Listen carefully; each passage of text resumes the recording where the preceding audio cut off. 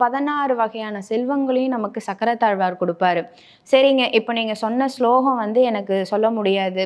எனக்கு ஸ்லோகமே சொல்ல தெரியாது அப்படின்னா, நம்ப வீட்ல சுதர்சன அஷ்டகம் அப்படின்ற ஒரு ஸ்லோகம் இருக்கு. அந்த ஸ்லோகத்த போட்டுட்டு ஏன் அந்த சுதர்சன அஷ்டகம் சொல்றேன் அப்படின்னா, அந்த சுதர்சன அஷ்டகம் முடியிறப்போ, "ஜெய ஜெய ஸ்ரீ சுதர்சன" அப்படின்னு சொல்லி வரும். அந்த ஜெய ஜெய அப்படின்னா என்ன அர்த்தம் அப்படின்னா, எல்லாத்துலயுமே வெற்றி மட்டும் தான் கிடைக்கும்.